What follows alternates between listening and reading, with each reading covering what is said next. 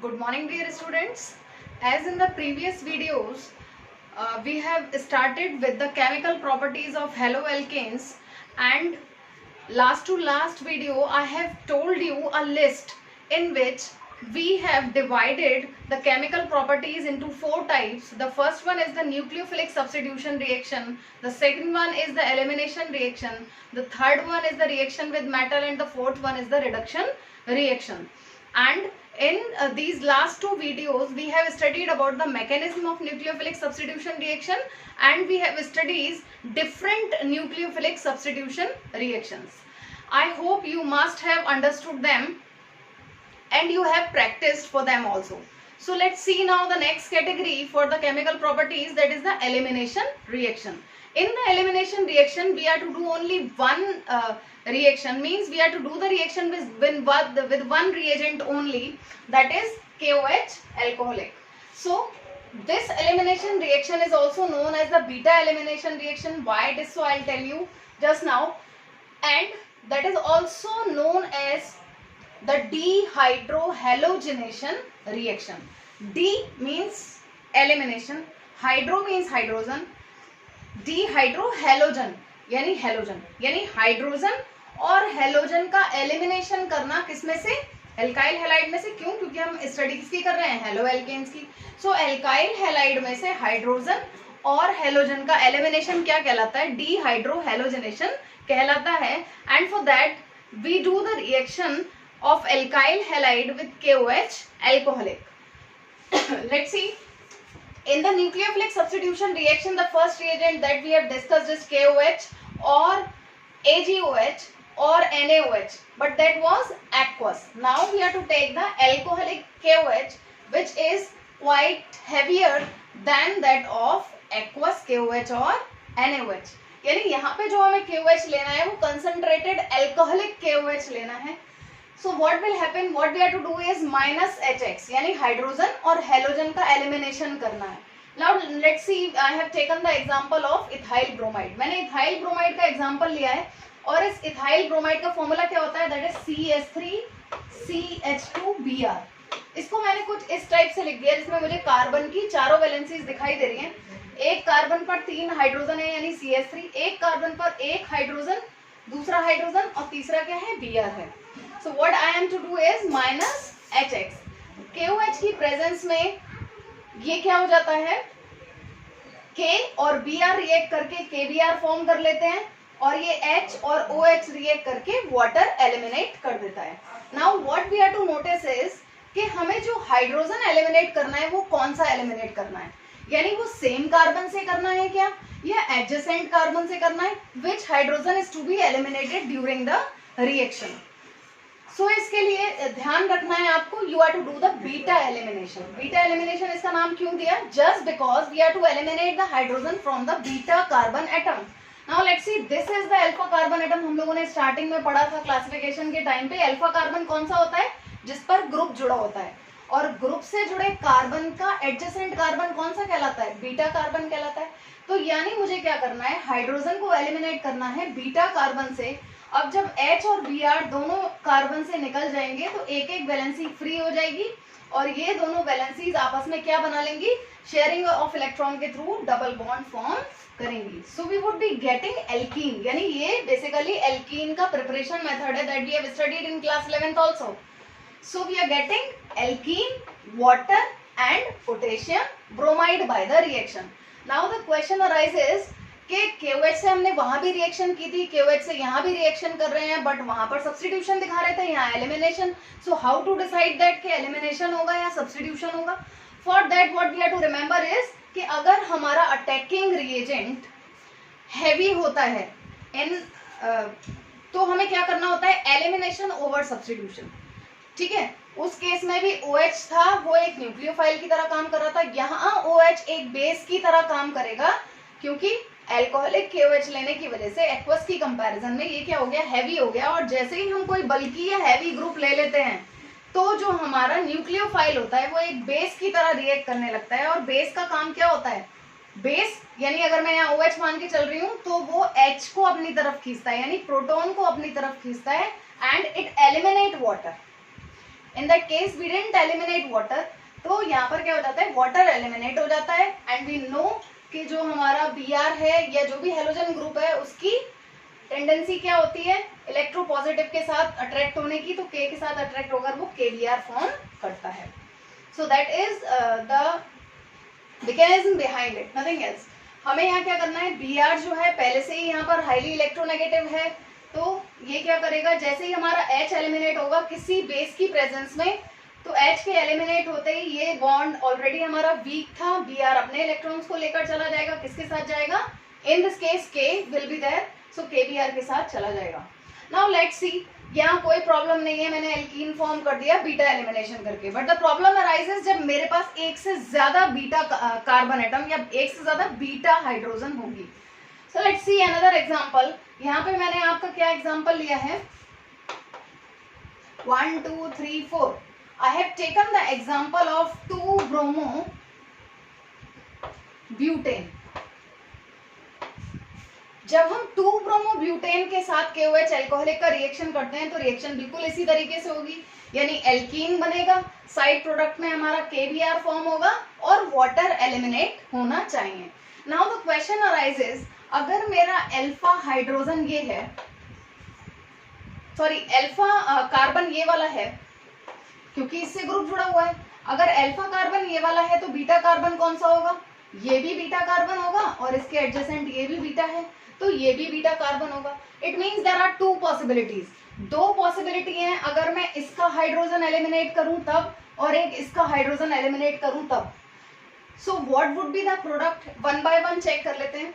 मैंने Br यहां से एलिमिनेट किया और H यहां से एलिमिनेट कर दिया, यानी वाटर बन गया, माइनस वाटर हो गया और माइनस KBr हो गया।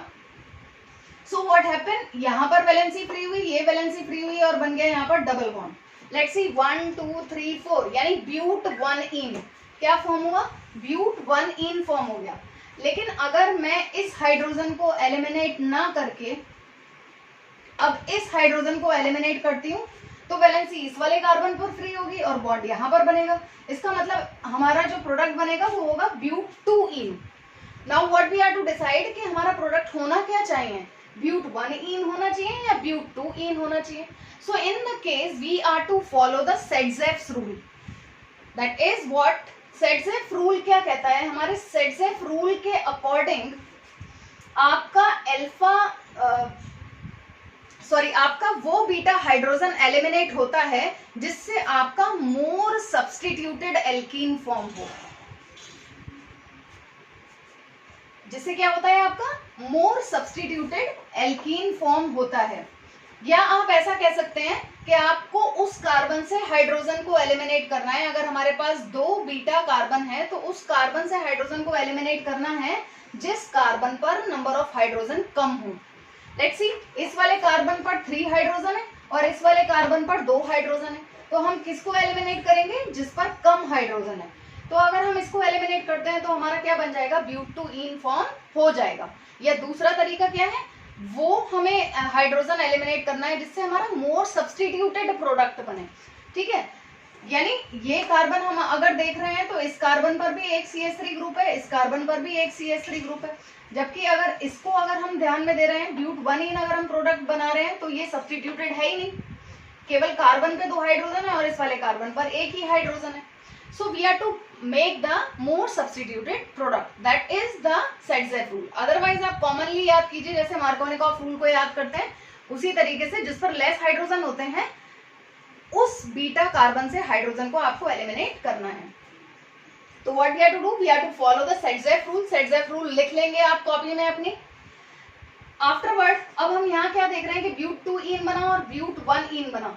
मैंने पहला रीजन बताया कि सेडजेफ रूल को फॉलो कर रहे हैं। सेडजेफ रूल आया क्यों, क्योंकि ब्यूट 2 इन की स्टेबिलिटी ब्यूट 1 इन से ज्यादा होती है। कैसे बता सकते हैं इसको, इफ यू हैव रिमेम्बर्ड तो हम लोगों ने हाइपर कंजुगेशन पढ़ा था क्लास 11th में। सो हाइपर कंजुगेटिव स्ट्रक्चर जितने ज्यादा बनते हैं, हम लोगों ने जब हाइपर कंजुगेशन पढ़ा था, एक बार जाके रिवाइज करेंगे क्लास 11th की बुक में, और किया भी होगा आप लोगों ने, तो वहां पे आपने ये देखा होगा जितना ज्यादा सब्स्टिट्यूटेड एल्कीन होता है उतनी ही उसकी स्टेबिलिटी ज्यादा होती है। यानी आप ऐसा भी कह सकते हैं कि बीटा हाइड्रोजन जितनी होती है, जितनी ज्यादा बीटा हाइड्रोजन होगी उतने ज्यादा हाइपर कंजुगेटिव स्ट्रक्चर बनेंगे और उतनी ही एल्कीन की स्टेबिलिटी होगी। जब हम लोगों ने हाइपर कंजुगेशन पढ़ा था तब वहां इसका यूज, इसका सिग्निफिकेंस मैंने आपको बताया था स्टेबिलिटी ऑफ एल्कीन के लिए। ठीक है, सो लेट्स सी, यहाँ पे ये अल्फा कार्बन है क्योंकि ये डबल बॉन्ड से जुड़ा कार्बन है, ये भी अल्फा कार्बन है। तो बीटा कार्बन पे जितनी ज्यादा हाइड्रोजन्स होंगी उसकी स्टेबिलिटी या उसके उतने ही ज्यादा हाइपर कंजुगेटिव स्ट्रक्चर होंगे। देखिए 3 हाइड्रोजन इधर है, 3 हाइड्रोजन इधर है, यानी इस केस में 6 हाइपर कंजुगेटिव स्ट्रक्चर बनेंगे, 6 जगह नो बॉन्ड रेजोनेंस होगा, इस वजह से इसकी स्टेबिलिटी ज्यादा होगी, डीलोकलाइजेशन ज्यादा होगा इलेक्ट्रॉन का, पाई इलेक्ट्रॉन का। In the similar manner here see, यहाँ पे कोई बीटा हाइड्रोजन है ही नहीं, while in this case we are having 2 beta hydrogen, तो ये बीटा हाइड्रोजन है, केवल 2 हाइपर कंजुगेटिव स्ट्रक्चर बनेंगे, इसका मतलब स्टेबिलिटी कम होगी। जितना पाई इलेक्ट्रॉन का डीलोकलाइजेशन होता है, रेजोनेंस होता है, उतनी ही ज्यादा स्टेबिलिटी होती है, ये हम जानते हैं। You go and revise in class 11 book, hyper conjugation topic को पढ़ोगे, समझ में और अच्छे से आ जाएगा। Let's see now the next point. तो हमें सेट्जेफ रूल का रीजन समझ में आ गया, मोर सब्स्टिट्यूटेड इन्होंने क्यों कहा, क्योंकि मोर सब्स्टिट्यूटेड का मतलब मोर hyper conjugative structures. Now let's see, if geometrical isomerism exists in alkene, trans will be major product due to stability. अब इसको देखिए आप, हमने कहा कि ब्यूटूइन यहाँ पे प्रोडक्ट होना चाहिए, क्यों, क्योंकि ये ज्यादा स्टेबल है। अब ये और चेक करते हैं क्या इसमें ज्योमेट्रिकल आइसोमेरिज्म भी है। ज्योमेट्रिकल आइसोमेरिज्म भी हमने कहाँ पढ़ी थी, क्लास 11th में, जहाँ पे 2 टाइप के ज्योमेट्रिकल आइसोमर एल्कीन शो करता है, जहाँ पर रेस्ट्रिक्टेड रोटेशन होता है, cis form and transform. Let's see the cis and transform. But two ene का अगर हम सिस फॉर्म चेक कर रहे हैं,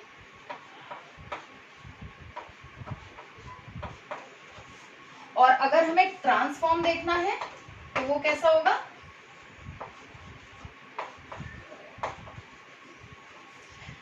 तो हम क्या देखते हैं, this is the cis form, adjacent position पे same group, adjacent group same आता है, यहाँ पे अपोजिट डायरेक्शन में आता है, देखिए तो मिथाइल ग्रुप अपोजिट आ रहा है यहाँ पे। तो हमें क्या पता है कि अगर हमारे पास प्रोडक्ट ऐसा है जो कि ज्योमेट्रिकल आइसोमेरिज्म शो करता है, जैसे कि ब्यूटूइन, तो इसमें ट्रांस की स्टेबिलिटी ज्यादा होने की वजह से जो हमारा प्रोडक्ट फॉर्म होगा वो ट्रांस मेजर प्रोडक्ट होगा और सिस हमारा माइनर प्रोडक्ट बनेगा।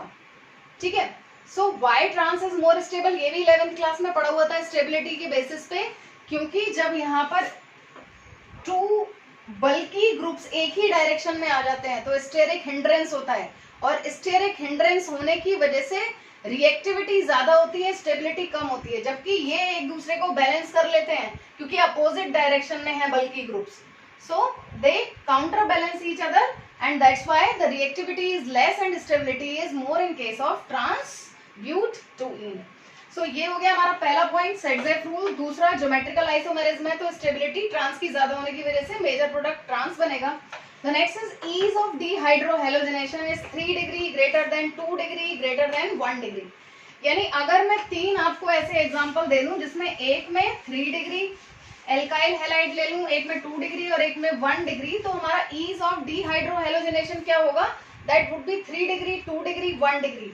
व्हाई इट इज सो, देखिए 3 डिग्री का मतलब ये हो गया, मान लीजिए मैंने एग्जांपल ले लिया ये एक 3 डिग्री एल्काइल हैलाइड का, thereafter 2 degree and thereafter 1 degree. तो यहाँ हम क्या देख रहे हैं, प्लस आई इफेक्ट, ये 3 तरफ से प्लस आई इफेक्ट लग रहा है। प्लस आई इफेक्ट मैंने आपको क्या बताया कि जो अपनी तरफ से इलेक्ट्रॉन को पुश करता है, ठीक है, तो यहाँ पे जो है पोलैरिटी क्या हो रही है, इंक्रीज हो रही है, Cl ये बॉन्ड बहुत आसानी से टूट जाएगा, जबकि यहीं पर प्लस आई इफेक्ट 2 जगह से लग रहा है, जबकि यहाँ पर एक जगह से, यानी ये पोलैरिटी को इंक्रीज कर देता है। इसलिए ईज ऑफ डीहाइड्रोहेलोजिनेशन किस केस में ज्यादा होता है, 3 डिग्री में ज्यादा, 2 डिग्री में उससे कम, 1 डिग्री में उससे कम। या तो इस तरीके से समझा जा सकता है, या दूसरा इस तरीके से समझा जाता है कि हमारा प्रोडक्ट क्या फॉर्म होगा। ठीक है, डीहाइड्रोहेलोजिनेशन मैंने अभी आपको कहा कि बीटा एलिमिनेशन है, यानी ये Cl जाएगा और बीटा हाइड्रोजन जाएगा, तो बीटा हाइड्रोजन ये तीनों ही है इस केस में, तीनों में से कोई सा भी हाइड्रोजन आप हटा सकते हो, क्यों, क्योंकि तीनों ही केस में 3 हाइड्रोजन है, ठीक है। तो अगर मान लीजिए मैंने ये हटा दिया तो यहाँ पर क्या आ जाएगा CS2 और ये क्या आ जाएगा डबल बॉन्ड एंड Cl भी एलिमिनेट हो जाएगा, ठीक है। यानी इस केस में मोस्ट सब्स्टिट्यूटेड हमारी जो है एल्कीन फॉर्म होगी, जबकि इस केस में और कम हो जाएगी। देखिए इसका स्ट्रक्चर कुछ इस तरीके का आएगा, ये है हमारा CS3, यहाँ आ गया आपका डबल बॉन्ड जब आप Cl को एलिमिनेट करोगे और ये आ गया आपका CS3, तो ये अल्फा हाइड्रोजन हो गई और बीटा ये दोनों हो गए, यानी 6 हाइपर कंजुगेटिव स्ट्रक्चर फॉर्म होंगे, स्टेबिलिटी उसके अकॉर्डिंग होगी। जबकि इस केस में अगर आप बीटा एलिमिनेशन करते हो यानी डिहाइड्रोहेलोजनेशन करते हो तो ये हेलोजन गया, इन दोनों में से कोई से भी CS3 से हाइड्रोजन जा सकता है, CS2 आ गया डबल बॉन्ड। अब बीटा कितने हो गए स्ट्रक्चर, 3 ही स्ट्रक्चर बने। जबकि इस केस में अगर हम देखें तो ये वाला Cl निकालेंगे, ये वाला H निकालेंगे, यानी बीटा कार्बन और है ही नहीं कोई भी। इसका मतलब मोर सब्स्टिट्यूटेड किस में बन रहा है, 3 डिग्री में बन रहा है। तो हम क्या कह सकते हैं that ease of dehydrohalogenation is 3 degree greater than 2 degree greater than 1 degree. In the similar manner ease of formation of alkene, alkene का फॉर्मेशन की ईज किसमें ज्यादा होगी, that is also on the basis of more substitution. जितने ज्यादा hyper conjugative structure बनेंगे उसी में ईज होगी। जैसे कि हमने यहाँ देखा 3 डिग्री के केस में ज्यादा हाइपर कंजुगेटिव स्ट्रक्चर बन रहे हैं, ज्यादा स्टेबिलिटी एल्कीन की आ रही है, इसलिए इसी में ईज होगी।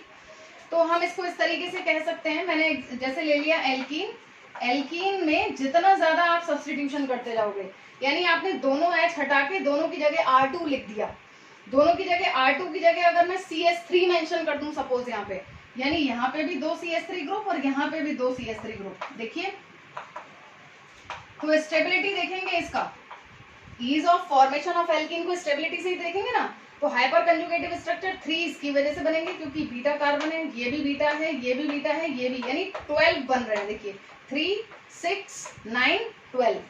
जबकि इस केस में अगर मैं इन्हें भी CS3 मान लूं तो 3 2 जा 6 और ये 3 9 स्ट्रक्चर बनेंगे। इस केस में देखिएगा 6 बनेंगे। और इससे अगला सपोज मैं एग्जांपल लेती हूँ जिसमें RCH डबल बॉन्ड CS2 ले लूं, तो इसमें सिर्फ 3 ही हाइपर कंजुगेटिव स्ट्रक्चर बनेंगे। तो आपको क्या देखना है जब आपसे ऑर्डर पूछा जाए, तो ईज ऑफ डिहाइड्रोहेलोजनेशन में आप टर्शरी को प्रेफरेंस देंगे in comparison to secondary then primary. और इसी तरीके से जब ease of formation of alkene पूछा जाए तो जितने ज्यादा सब्स्टिट्यूटेड एल्कीन होगी उतनी ही ज्यादा स्टेबिलिटी होगी, उतनी ही ईज होगी। That you are to remember. Now the question arises, elimination और सब्स्टिट्यूशन में आपको क्या करना है, ठीक है, किस केस में क्या करना है। तो हमेशा ये ध्यान रखेंगे कि एलिमिनेशन कहाँ करेंगे और सब्स्टिट्यूशन कहाँ करेंगे, जहां पर के हमारा अटैकिंग रिएजेंट हैवी हो जाता है, ठीक है।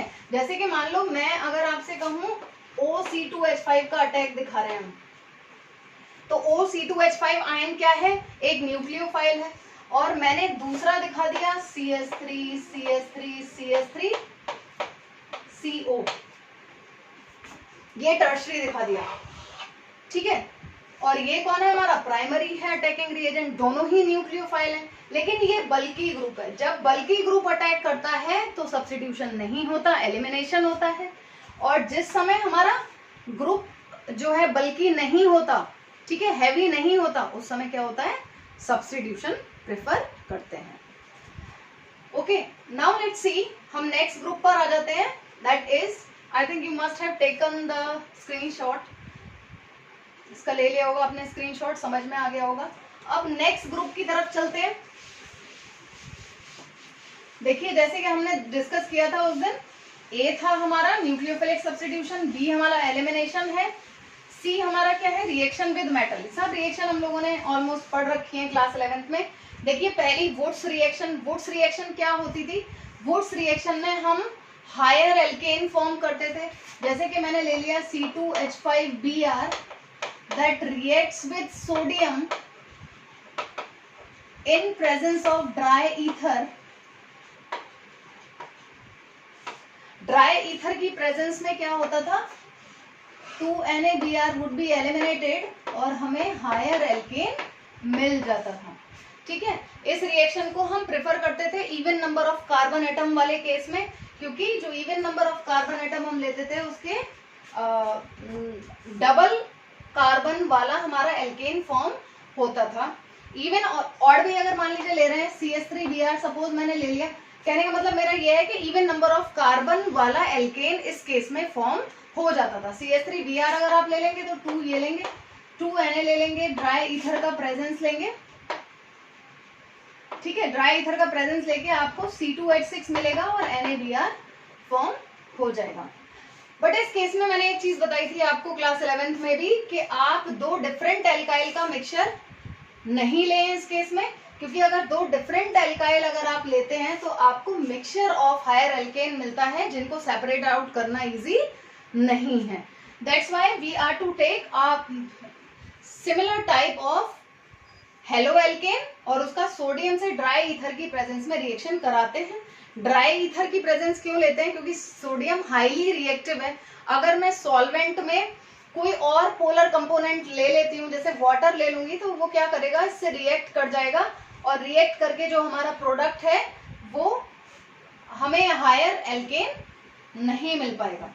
ठीक है, sodium is very reactive in nature, that we know well. तो हमें क्या लेना है, ड्राई ईथर जो कि इसके साथ रिएक्ट नहीं करता है। पोलर सॉल्वेंट यहाँ पर हम वाटर या अल्कोहल नहीं लेते हैं।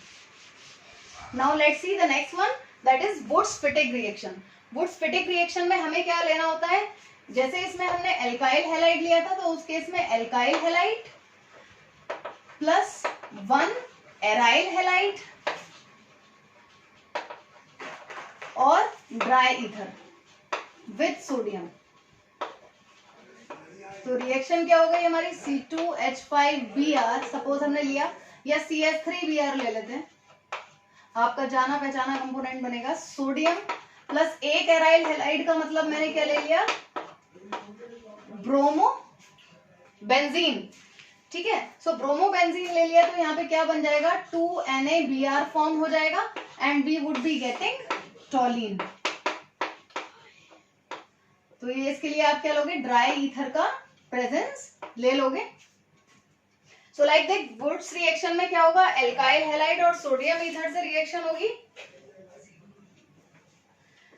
एंड जो आपका वुड्स-फिटिग रिएक्शन है उसमें आपका क्या बन जाता है, उसमें आपका एराइल कंपोनेंट फॉर्म होता है। ठीक है, यानी आपका आपने जो भी लिया है एल्काइल ग्रुप उसके अकॉर्डिंग, जैसे यहाँ पे मिथाइल बेंजीन बन रहा है, इथाइल बेंजीन बनेगा तो टॉलिन बन रहा है, अकॉर्डिंगली आपका प्रोडक्ट फॉर्म होता है। The next reaction is reaction with magnesium. ठीक है, रिएक्शन विद मैग्नीशियम में क्या बनता है, ग्रिग्नार्ड रिएजेंट फॉर्म होता है। So let's see the Grignard reagent. Grignard reagent के केस में भी आपको क्या लेना होता है, एल्काइल हैलाइड, और इसका रिएक्शन किससे कराते हैं, मैग्नीशियम से कराते हैं। Again you are to take the presence of dry ether, ठीक है, and you would be getting C2H5MgBr, that is called Grignard reagent. Grignard reagent is very important. इसका यूज हम बहुत सारी इंपॉर्टेंट रिएक्शन और इससे बहुत सारे प्रोडक्ट बनाने में करेंगे। ठीक है, ग्रिग्नार्ड रिएजेंट में खास बात क्या होती है, क्योंकि हमें मालूम है मैग्नीशियम हाईली इलेक्ट्रोपॉजिटिव है, तो इस ये कैसा पोलर कंपाउंड बनता है हमारा, इस पर पार्शियल पॉजिटिव चार्ज होता है और Br और C2H5 दोनों पर ही पार्शियल नेगेटिव चार्ज होता है। यानी एक ये यहाँ पर कार्बन एक कार्बन आयन की तरह काम करता है। ठीक है, यहाँ पर कार्बन किसकी तरह काम करेगा, एक कार्बन आयन की तरह काम करेगा। इस केस में भी हम ड्राई ईथर इसलिए लेते हैं कि अगर मैंने वाटर ले लिया तो उस केस में ग्रिग्नार्ड रिएजेंट फॉर्म ना होकर एल्केन फॉर्म हो जाता है, क्योंकि ये कैसा है, एक बेस की तरह काम करेगा और H के साथ रिएक्ट करके एल्केन बना जाएगा। कार्बन आयन है, H आयन के साथ रिएक्ट कर जाएगा। अगर मैंने एक वाटर सॉल्वेंट ले लिया तो ये क्या होगा, C2H6 बना जाएगा बजाय ग्रिग्नार्ड रिएजेंट फॉर्म करने के। Now let's see the next reaction, that is with the zinc. Reaction with zinc, that is also known as the Frankland reagent. ये ग्रिग्नार्ड रिएजेंट है, अब क्या कहलाता है हमारा, फ्रैंकलैंड रिएजेंट कहलाता है। In this we are to again take alkyl halide plus zinc, again the presence of dry ether, and we are to form C2H5 whole twice Zn, diethyl zinc plus ZnBr2. सो ये सारे reagents जो हैं बहुत important हैं, इसको हम क्या कहते हैं, that is known as Frankland reagent.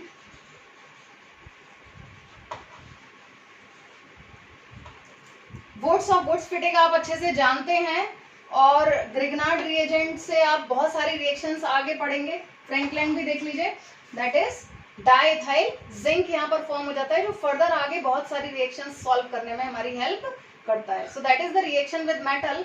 And finally let's see the reduction reaction. ये रिडक्शन रिएक्शन वैसे क्लास 11th में हम लोग ऑलरेडी पढ़ चुके हैं, सो एक बार जस्ट रिवाइज करेंगे। रिडक्शन रिएक्शन में क्या है, 3 तरीके का रिडक्शन है।